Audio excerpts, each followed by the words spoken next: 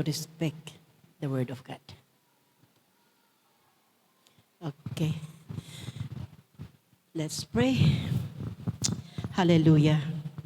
Almighty Father, the creator of heaven and earth, the powerful God, the ever-loving God, we thank you, O Lord, for this beautiful day.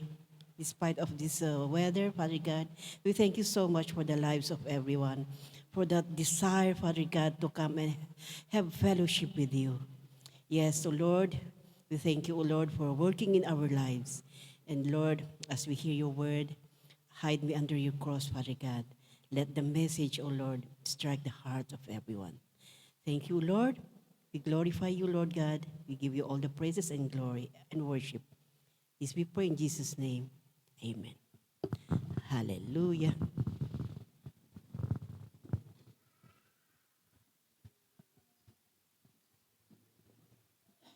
Saan na ba yung babaan nito? Konti lang ha. Ayan, pwede na. Hindi pwede na.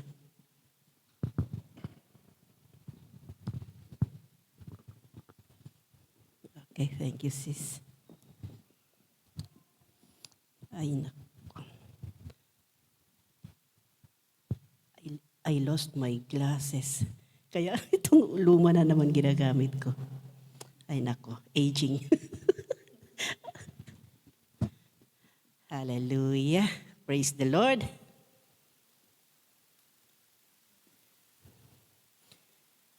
Sorry, I forgot the name.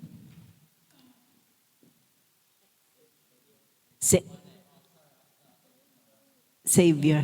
Ah, okay. Good to see you again, Savior. Okay. Hallelujah. Okay, so the previous Sundays we've learned about about our relationship to the Lord.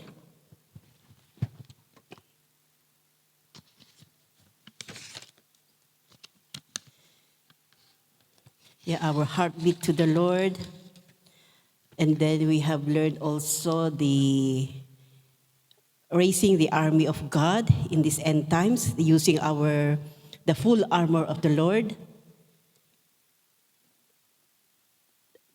These lessons that we are learning, this word, we use it for the work of the kingdom, no?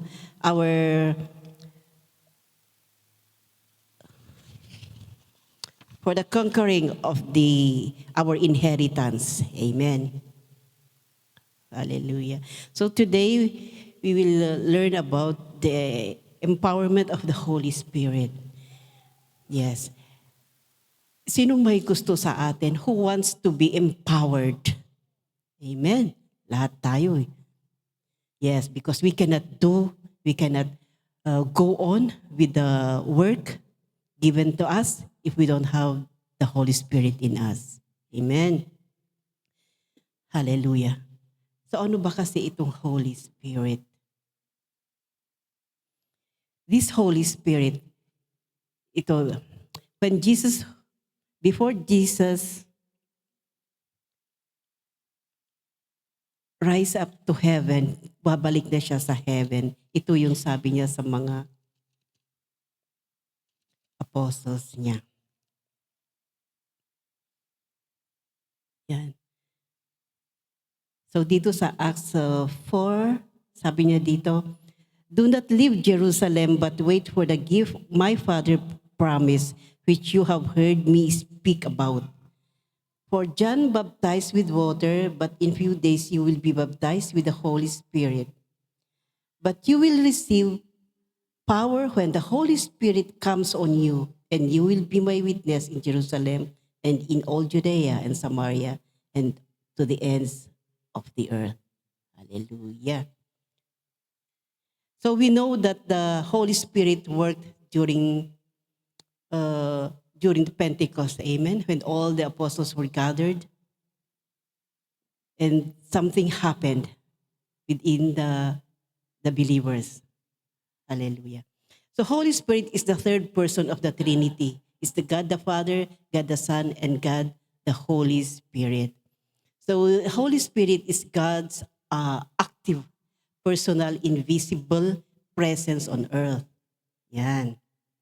It is a divine guide in our lives. It produces positive character traits.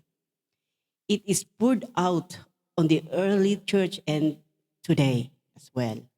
It is our comforter and it is available to all believers. Amen. Hallelujah. So we have the divine nature of the Holy Spirit. It is the Spirit of God. So in Genesis, we can see that in Genesis 1:2, it emphasizes his divine origin and unity with the Father. Mhm. Yeah, because God created the earth. God is the creator of heaven and earth.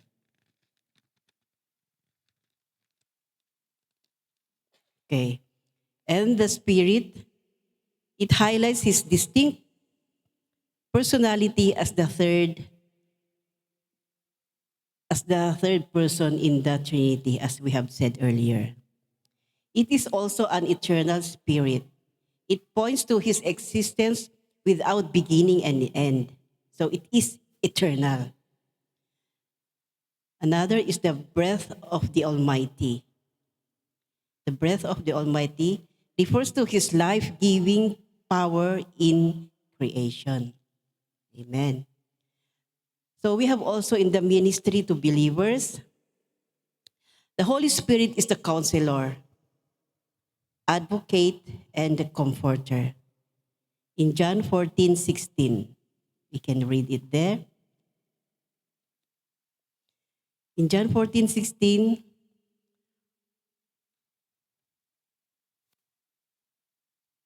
yan. And I will ask the Father, and He will give you another advocate to help you and be with you forever. Mm.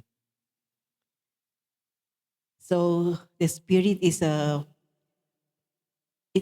He is alongside with us to help. He is our advocate to help us. And it is the Spirit of truth. Another in John 16:13.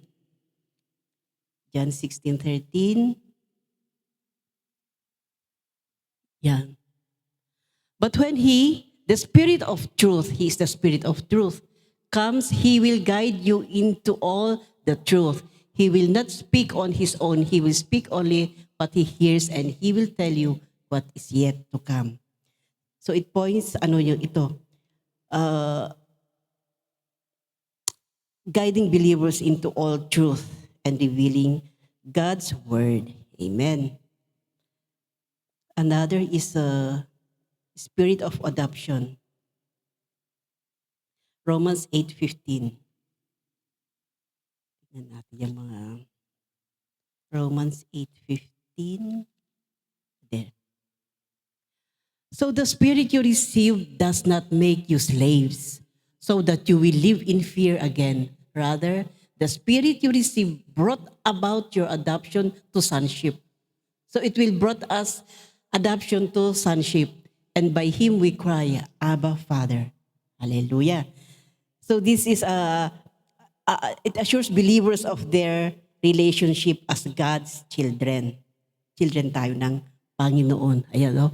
Sabi dito, we receive your adoption to sonship. Hallelujah. Another is the spirit of grace. In Hebrews 10:29, Hebrews 10:29,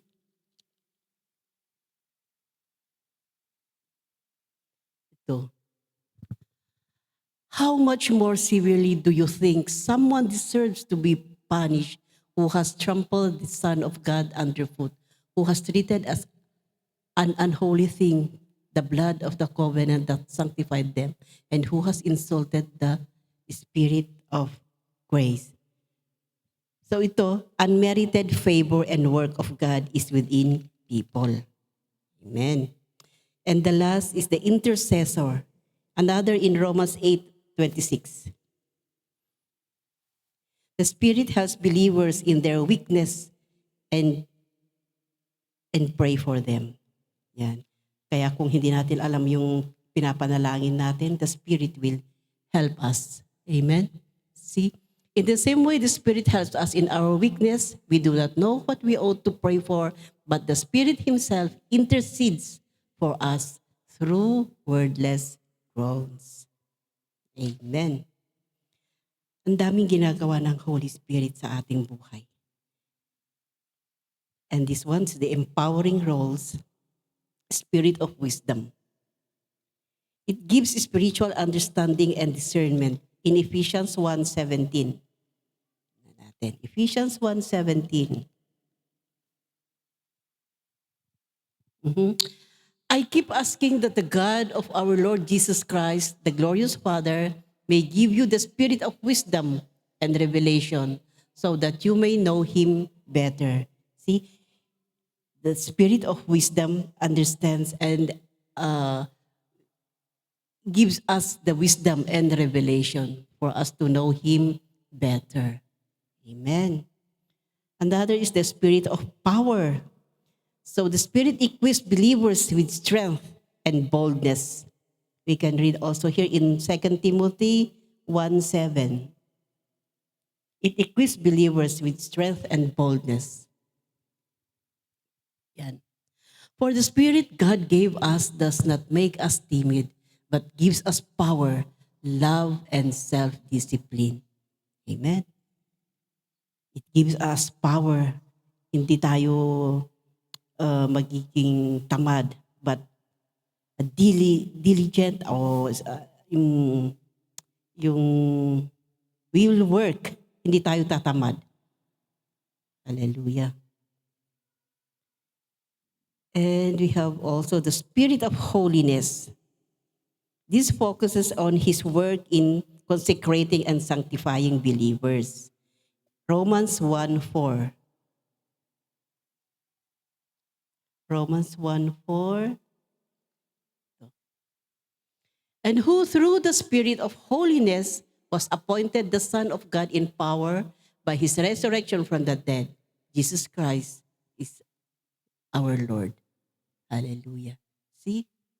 The Spirit of holiness was appointed the Son of God in power. And thus is the Spirit of glory. It reminds believers of God's presence and their future heavenly inheritance. Yan. 1 Peter 4:14. 1 Peter 4:14. If you are insulted because of the name of Christ, you are blessed. We experience this. Amen? Sino naka-experience nito? Mostly sa workplace. If you are insulted because of the name of Christ, you are blessed. For the Spirit of glory and of God rests in you. Hallelujah. Amen. I encountered that and I feel so, yung parang nasaktan ako talaga. Bakit ayaw niyang pag-usapan about Jesus? Kaya sabi ko, okay, sabi ko ganyan sa aking isip, I'll just pray for her. Respeto daw, kung hindi, wala silang ganun. But yung nga talagang ipanalangin natin yung mga taong ganun. Yung iba yung doctrine nila because we know that we cannot enter the kingdom of God if we don't know Jesus. Amen. Okay. So we learned about the roles of the Holy Spirit. Ano ba ang ginagawa ng Holy Spirit sa atin? No? So, okay, number 1 is transforms our life. The Holy Spirit transforms our lives. The Holy Spirit works internally to make a person more like Jesus. So itong Holy Spirit, if the Holy Spirit is within us, it transforms our lives.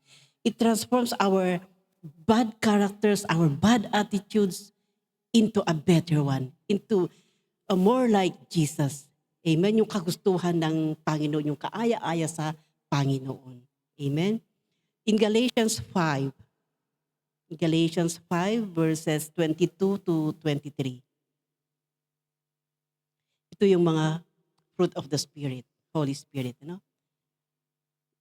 We are familiar of this. Tignan nga ulit natin kung nasa atin ang mga yan. 2 or 3 or 5 or all of the above. Okay, praise the Lord. But the fruit of the Spirit is love. Meron sa atin yan.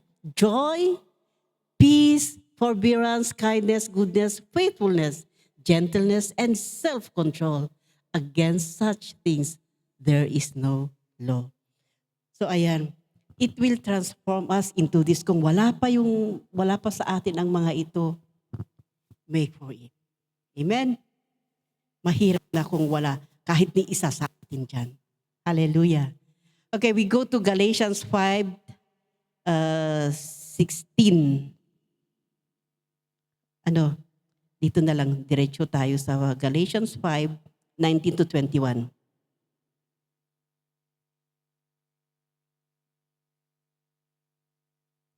The acts of the flesh are obvious: sexual immorality, impurity, and debauchery, idolatry and witchcraft, hatred, discord, jealousy, fits of rage, selfish ambition, dissensions, factions, envy, drunkenness, orgies, and the like. I warn you, as I did before, that those who live like this will not inherit the kingdom of God. So if we walk by the Spirit, if we walk by the Spirit and we will be transformed by His power, the work of the flesh will diminish in our lives. Mawawala yan kung if we will walk by the Spirit. Matatransform talaga tayo. Because we have that Spirit in our lives. Alam na natin. Di ba? If you can see a wallet there na may laman. Di ba? If you have that Holy Spirit within you, makita mo, ang pupunta sa isip mo, oh, I pity the one who lost the wallet. Ganun ang ano mo. But if you don't have the Holy Spirit, wow, finders keepers. Ayun na, may pera ka. No? But if we walk by the Spirit, you will be transformed. Every one of us already have experienced one of these. May mga testimony tayo about this transformation in our lives. Hallelujah. And second, the fruit of the Holy Spirit will automatically emerge. Yun nga sinasabi ko sa inyo. The fruit of the Holy Spirit automatically emerge within you. So therefore, when the Holy Spirit works in our lives, our character changes. We are filled with love. Ayun na. We will filled with love, peace, patience, etc. Itong fruits of the Holy Spirit. Amen. So if we are being transformed, praise the Lord. Amen. Pray more that we will have the fruit of the Holy Spirit within us. Amen. Another way is that the power of the Holy Spirit sanctifies us to make us more holy. Amen. It sanctifies us to make us more holy. Kasi, di ba, ang kagustuhan ng ating Panginoon is we will be holy like Him. Amen. Because, be holy for I am holy. Sabi nga niya, di ba? So if you claim to walk by the Spirit but are not characterized by the fruit of the Spirit, ask the Lord to transform your life. You pray. Kung wala kang nararanasan, na-experience sa buhay mo of transformation to the fruit of the Holy Spirit, pray. Amen? Sabi doon sa Luke 11:13, how much more will the Heavenly Father give the Holy Spirit to the one who asks Him? Oh, di ba? Ask Him. You pray for the Holy Spirit to be with you. You will be blessed. Amen? And to be transformed. Our lives will be transformed. Hallelujah.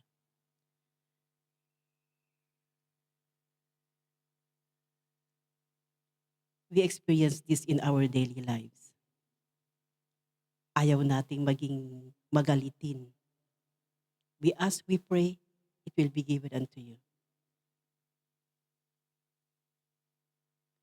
About our, the way we talk as well.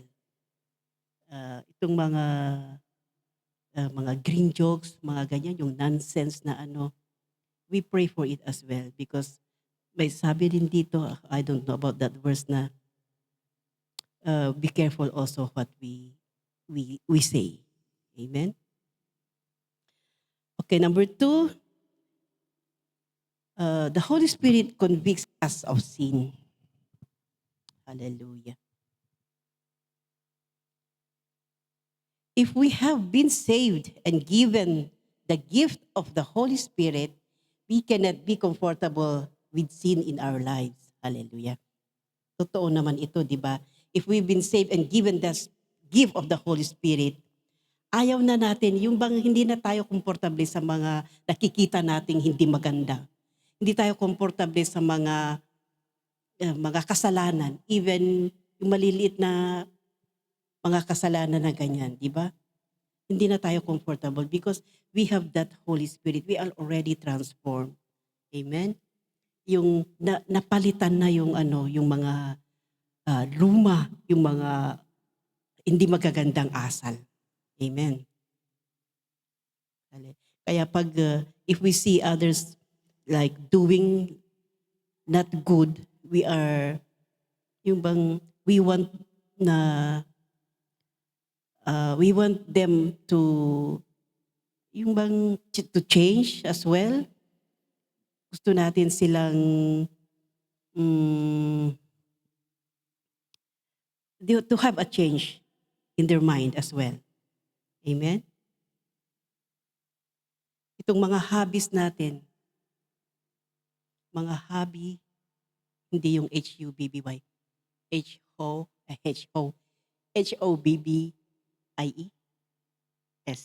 hobbies. Ayan, yung mga ganyan din na akala nyo, we don't know that we are already committing sin sa mga hobbies natin. It's like yung collections of antiques or whatever na ganyan because wala na, ina-idol na natin yung yung pagko-collect ng mga ganun. Amen? Yung ang daming bagay na ganun. We give time in that particular thing, yung nananakaw yung oras na natin sana for the word, for reading the word or listening or give glory to God. Hallelujah. Ayan. So the Spirit will constantly convict our heart. Amen. Thank you for the Holy Spirit na andyan lagi na nagkukonvict sa atin, no? Yung sa ating puso. Nagwi-whisper lagi ang the Holy Spirit saying no, no, no. Kung may tayo ma-encounter tayo na bagay na hindi maganda yung resulta, the Spirit will say us, no, no. May nag-ano naman sa kabila na, yes, okay, it will make you happy, go on. Ganun kaya, it is within you to listen kung ano yung pakikinggan mo. Amen? If the yes or no. So some ignore the Spirit until that conviction will begin to fade. Ganyan yung iba.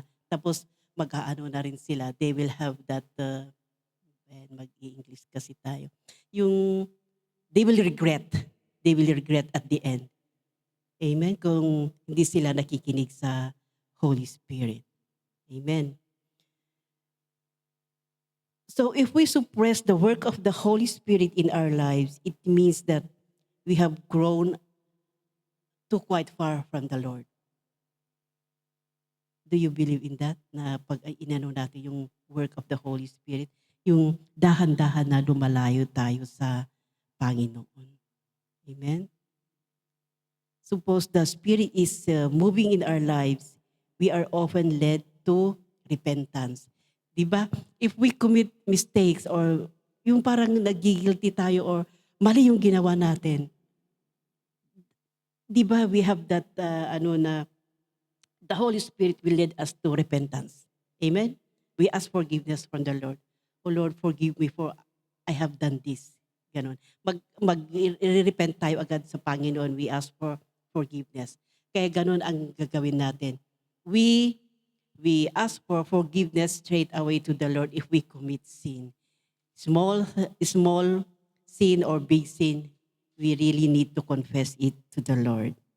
Amen. Okay, so turning away from sin is to walk more closely with our Heavenly Father. Amen. Yes, it is true. So if we move away from sin, it is also making us closely to the Father. Because remember that God the Father hates sin. Amen. That is the cause why God and the human is malayo. It is far from each other because of the sin uh, done by Adam. Because of the sin, human sin. Remember the gospel, hand gospel, that this is the gap between God and human. It is because of the sin. Amen. Hallelujah. Hang on. In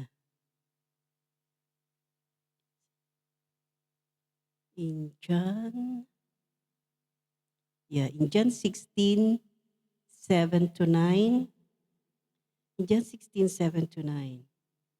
It says here, but very truly I tell you, it is for your good that I am going away. Unless I go away, the advocate will not come to you, but if I go, I will send him to you. But when he comes, we read this already earlier. When he comes, he will prove the world to be in wrong about sin and righteousness and judgment. About sin, because people do not believe in me. Sabi niya, ano kaya yung, do you have the other translation? Yung,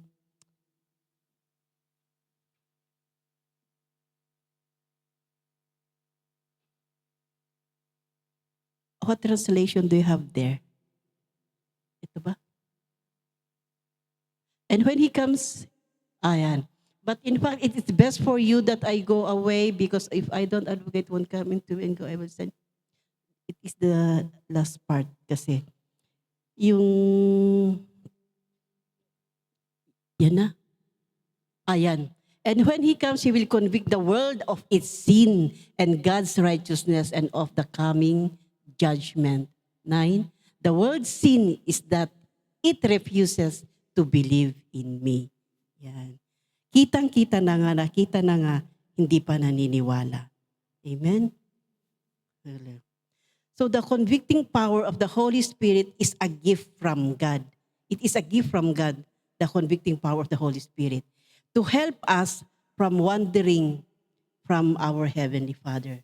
To help us to wander, yung WANDAR, to wander yung lalayo sa Panginoon. So we should be holy as the Lord God is holy. Amen. So ayan. So the Holy Spirit convicts us of sin. And then number 3 is the Holy Spirit guides us to the truth. Hallelujah. So in John 14, so Jesus promised that the Holy Spirit would remind us of the teachings of Jesus. Amen? Totoo yan, kahit na nagbasa tayo, nakinig tayo, may mga yan na hindi natin maalala. But in John 14:25 to 26, John 14:25 to 26. Yeah. I am telling you these things now while I am still with you. 26. But when the Father sends the advocate as my representative, that is the Holy Spirit, He will teach you everything and will remind you of everything I have told you. Amen. Yan, di ba? Siya ay yung nagre-remind sa atin. Kaya pag di-disciple tayo, di ba? Sabi natin, it's in the Bible, in this verse, in ganito. Ganun ang masasabi natin, di ba? Meron din yung iba na hindi natin ma-remember the actual verse or the chapter like that. But it is said in the word. Ganyan. It will, yeah, in having that discipleship, kung share tayo, if we share the gospel, the Holy Spirit will teach us, will remind us what to say, what to teach. Amen? Yes, amen. Yeah, itong mga leaders, we experience that. And also the members. The Holy Spirit will remind us of His teachings. Amen? In our daily lives. In our daily encounters of life. The Holy Spirit talaga, andyan lagi siya na nagre-remind sa atin. Amen? Hallelujah. It is also truly working in our life. The Holy Spirit is working in our life. You will be driven to study the scriptures. If the Holy Spirit is with you, you have that desire, you have that joy to read the scriptures, to study the scriptures. In John 16, verse 12,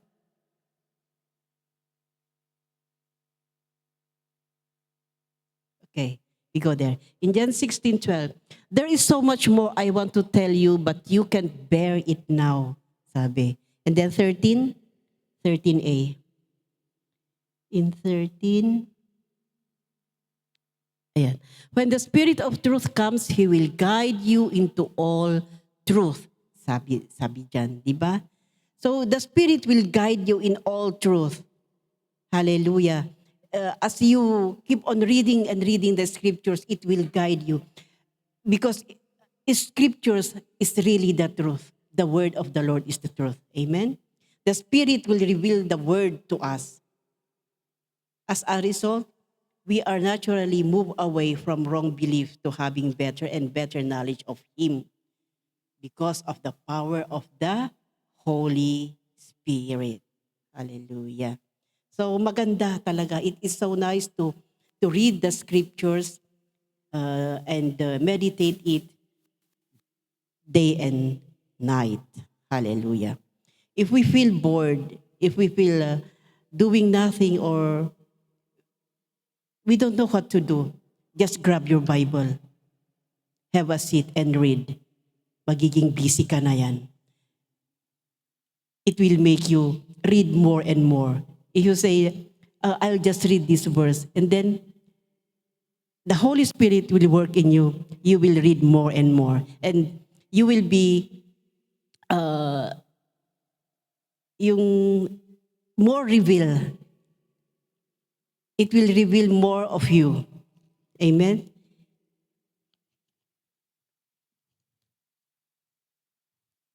It will make you search more. Example, if you have that feeling of like not doing what is something told to you to do it, it will make you think, shall I do this or not? And then you will go to the Bible, you will see there. You can read mostly in Psalms. Amen? Yeah. You go in Psalms, there is so many verses there that it is related to you in your everyday life. You don't know what to do. you are confused if you will follow. Uh, we take an example. If we follow what your husband tells you, or your conviction, you can see in the Psalms. I tried this, and it shows me here in Psalms 25:4. Show me your ways, O Lord. Teach me your path. Kaya sabi ko, that's why I realized, yes, O Lord, you are above my husband. I will follow you, Lord. And then, yeah, it comes. The result will be it will glorify the Lord talaga.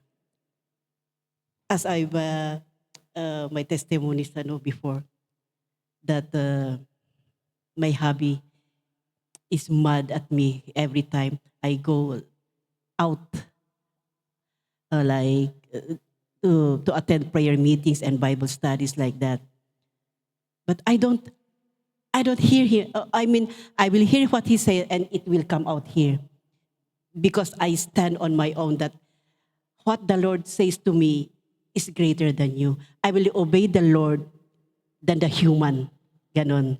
And then I also told him na mas mataas ang Panginoon kaysa sa'yo. Sabi ko, it hurts him. I know that it hurts him. He was offended. But that is the truth.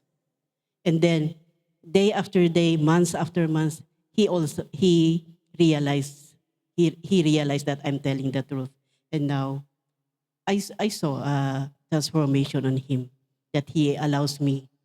He does not say anything anymore unto me, and he welcomes the brethren into our house for prayer meeting and Bible study. Bible study is not, wala kaming, Monday, we had our prayer meeting in the Kamtugan's residence, and then Friday, wala. And then he is asking me, who is coming on the Friday? We have women's fellowship. Sabi niya gano'n. Kaya, kasi he is always asking because of the food. The food to prepare. Because one time I told him, okay, don't think of the food anymore. It's just okay if we will have just coffee, bread and coffee. No, that's not good. They are coming here, we should feed them. Oh, praise the Lord. Yeah, so it is my testimony that I really cried. I experienced those words, those intimidating words na talaga hindi mo makaya. But I fight. Lord, be with me, ganyan. I will not be hurt, ganyan. And then there's the healing time came, healing crusade, that you will gonna pour out everything in your heart. Yung talaga, iniyak ko, I forgive. Yes, Lord, I forgive. Hindi naman siya hindi siya yun. He is not that person. But something bad spirit is within him. That's what is in my head. That's why sometimes he is not, yung I can see yung it's not good again na ginagawa niya, that he is doing not good again. And it comes to me, Lord, he is not him again. I pray for that Holy Spirit to move out from him like that. And every time it's my Friday day off, no one in the home except me. I go to their rooms and pray over them, na the Holy Spirit that is in them will be cast away. And even my children, even yung mga computers nila, pinapagpag ko na ganyan, lumayo kayo. Get out from the room of my children. Don't be the cause of don't steal their time, mga ganyan. So, I don't do this. Kasi if someone will see me, they will say that I am crazy. But no, it is the work of the Holy Spirit. That's why before I do it, Holy Spirit, I pray, come Holy Spirit, be with me, let's do this. And then, yes, you can feel the goosebump. Hallelujah. Okay, number 4. The Holy Spirit empowers us to proclaim Christ. Amen. Who is willing to do this, to proclaim about the good news? Oh, everyone, that is the Great Commission. That's why we are being trained. We read we study the words of the Lord, itong mga process. Amen. That we are being called to proclaim the good news. Everyone, this is for everyone. It's not only for pastors, it's not for leaders, but it's for everyone. You can share the good news to your friends, to your family, everyone you can meet. Hallelujah.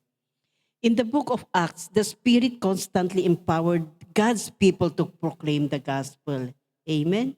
Yeah, if you read the book of Acts, it's the Holy Spirit work in the believers. Amen. And it turned talaga, transformed the people.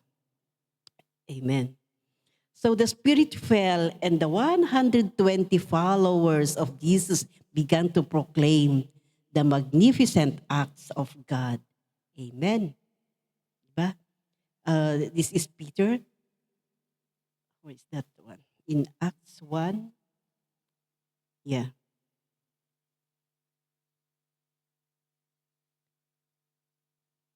Holy Spirit. Yeah. In Acts 2, 4. All of them filled with the Holy Spirit and began in other tongues as the Spirit enabled them. This is the Holy Spirit comes at Pentecost Day. Ne? So when the day of Pentecost came, they were all together in one place. Suddenly, a sound like the blowing of a violent wind came from heaven and filled the whole house where they were sitting. Ito yung mga apostles. And then, because Peter is filled with the Holy Spirit, saan na pa yun? Peter stood up in verse 14. So Peter stood up with the 11, raised his voice and addressed the crowd. Fellow Jews and all of you live in Jerusalem, let me explain to you this. Listen carefully to what I say. Yan. These people are not drunk kasi sabi nila, bakit nag-i-speak in tongues sila sa iba't ibang language. Kaya in-explain Peter explained about it that they are not drunk, but they are filled with the Holy Spirit. Hallelujah. Okay. Yes, here in Acts 2, Acts 2:11. Yeah, that's speaking in tongues. Okay.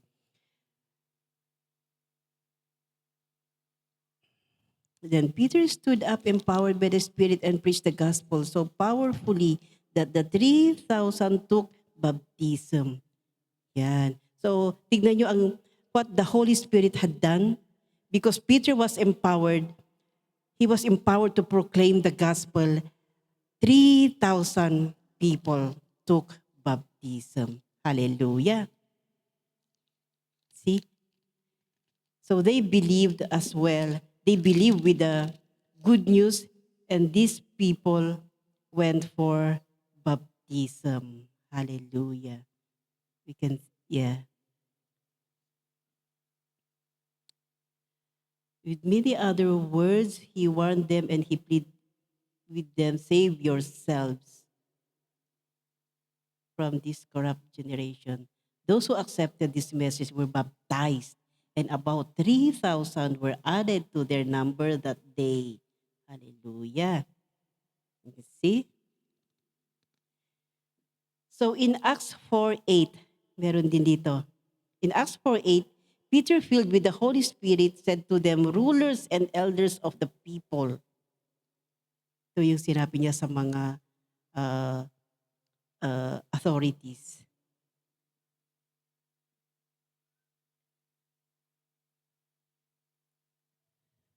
They were in prison sila.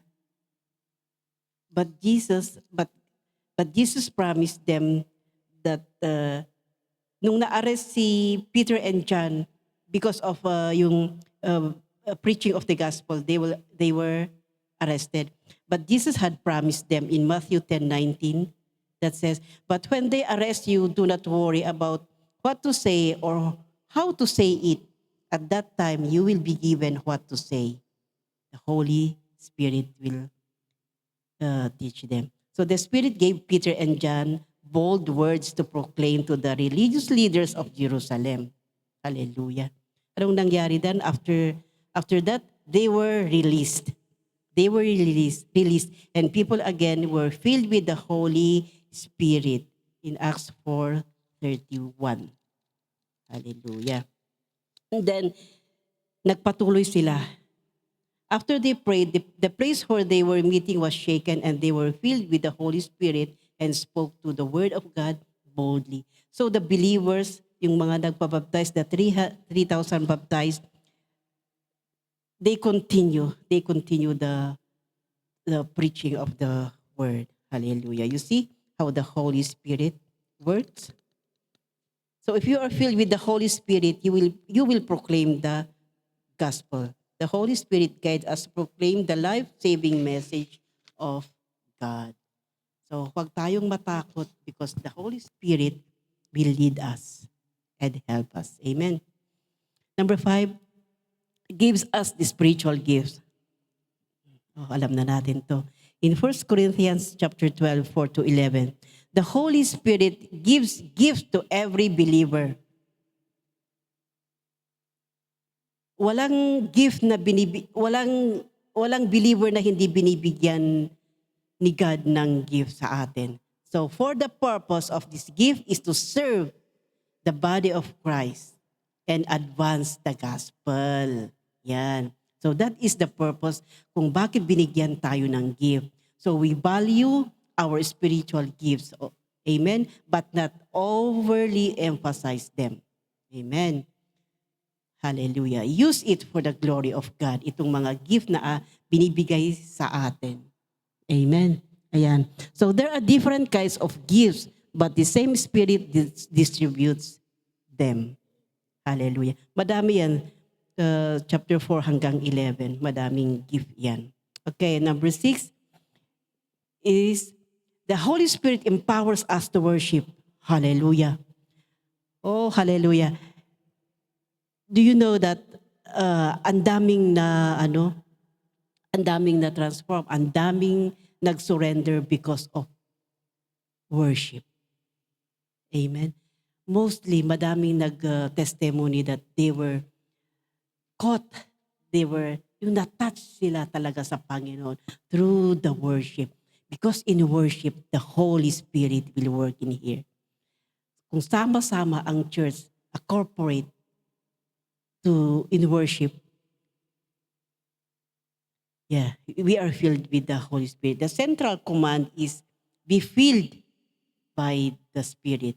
In Ephesians 5:18-21, mabasa natin doon. So speaking to one another, Ephesians 5:18-21. Yan. Do not get drunk on wine which leads to debauchery. Binasa natin kanina yan, di ba? Instead, be filled with the Spirit. Okay, keep going.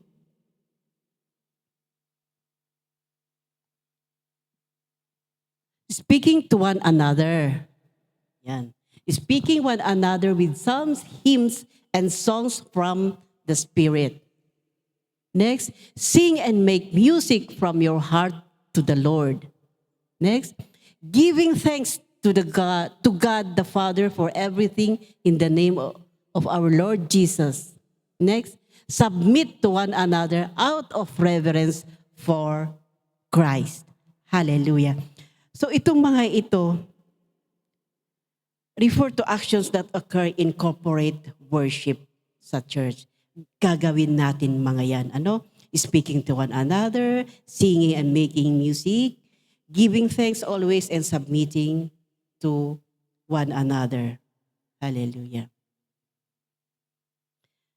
So if you find yourself na far from the Spirit, malayo ka, hindi mo na feel ang Holy Spirit. Repent of your sins. Amen? Repent of your sins and join in other believers in worship as one body. Kung alam mong may hinanakit ka, may kasalanan kang nagawa, you cannot be filled with the Holy Spirit if you won't confess it. Amen? Yung bang mayroon pang sagabal sa puso mo. Amen? You confess to the Lord. You ask for forgiveness and ask for the infilling of the Holy Spirit. Amen. Then as you do this, you will put yourself in the position to be filled with the Holy Spirit. And lumalapit ka na naman sa Panginoon. Amen. And the Holy Spirit is working to the whole church as one corporate body. Amen. You call in a deeper praise and worship. Kaya if we're having the praise and worship, it is nice that everyone will feel in the presence of the Lord. Amen? Wala yung you put yourselves in the presence of the Lord. You let yourselves away from distractions. Amen? Even you can feel that the next person with you is like doing anything. Don't be distracted. Amen. And also those reminding everyone that during praise and worship, we need to respect. We put ourselves really in the presence of the Lord. Amen. We feel that the Lord is just in front of us. Amen. Because if we all filled with the Holy Spirit during worship, praise and worship, we can feel the Holy Spirit will work. Some will be speaking in tongues, some will be crying, some will be like, talagang they need the Lord. But if everyone is making distractions, it will distract also the worship. Amen? So that's the importance of being with the Holy Spirit as well during worship, so that our worship will talagang be lifted unto the Lord. Amen? So yeah. So every time we come to church, it's nice also that we are filled with the Holy Spirit. Yung nasa atin yung spirit na to have fellowship talaga with the Lord, to come and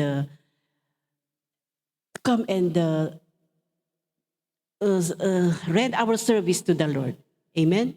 Hindi lang tayo pupunta dito to meet our brethren. But it is, we come here to be filled with the Holy Spirit and serve the Lord. Amen. Okay, hallelujah.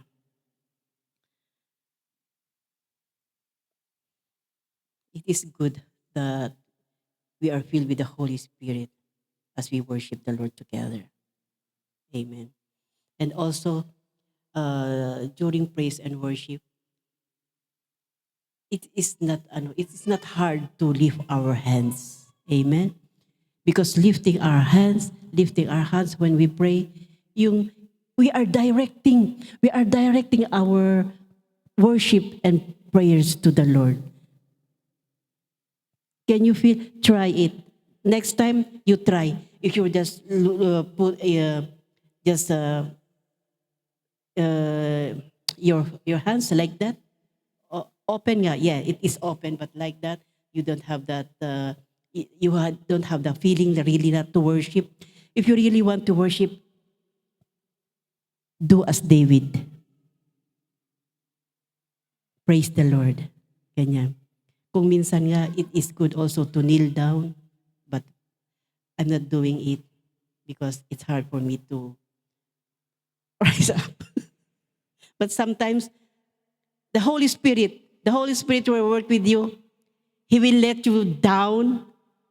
Yes, he will let you down. Yes, the Holy Spirit really is working in us. Hallelujah. Okay? And next is the Holy Spirit leads us. In Acts 16, the Holy Spirit often spoke to and directed his people. Hallelujah. This happens to Paul and Barnabas. Amen. That the Holy Spirit led them to that place that someone is waiting for them. The place that they should be going is diverted because the Holy Spirit showed them another place where they will go. Amen. Hallelujah. So our Lord Jesus lead us up by the Holy Spirit. Hallelujah. Amen. Okay. So those are the roles of the Holy Spirit in our lives. So if we welcome the Holy Spirit in our lives, we will do greater things. Amen. Because that is what the Lord wants us to do. He had made things and we will do greater things. Hallelujah. So if you want to be filled with the Holy Spirit, ask in faith. Amen. Faith. If you don't have faith, everything will not happen. The Holy Spirit will not come into you if you don't have that faith. If you don't acknowledge and confess your sins, you will not be filled with the Holy Spirit because the sin is still within you. Amen. So regular confession from your wrongdoings is a good one. It's a good behavior for us. Amen. Unconfessed sin or rebellion grieves the Holy Spirit. Hallelujah. And surrender your control. In Ephesians 5:18, ayun nga, to the drunkenness na yan. Just as alcohol controls a person's actions, being filled with the Holy Spirit means letting His pressure and wisdom govern your decisions, words, and daily walk. Amen. Because if you are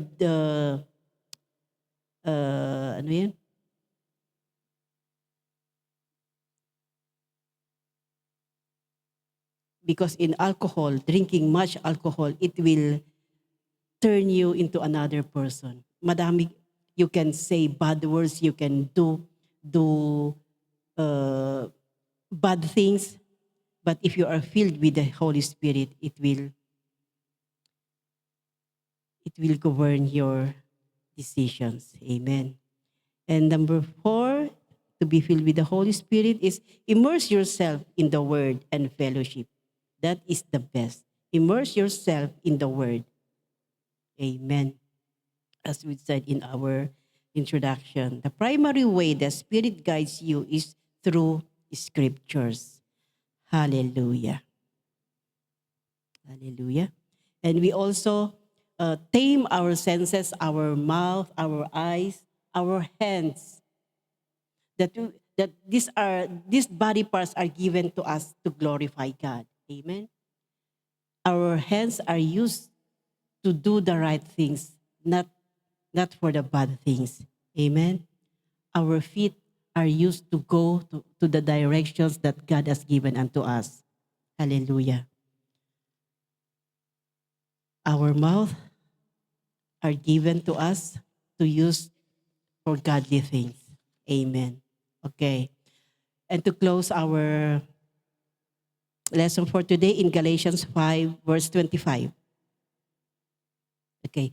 Galatians 5, verse 25.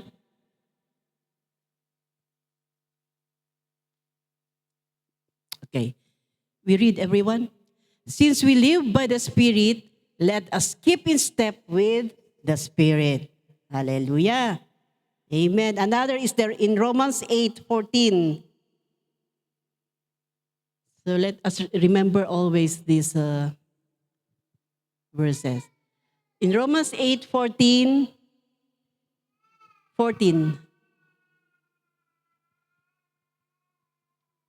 8:14. Oh, there. For those who are led by the Spirit of God are the children of God. Every one of us wants to be the children of God. Amen? So remember that since we live by the Spirit, let us keep in step with the Spirit. Amen. Okay, so God bless everyone.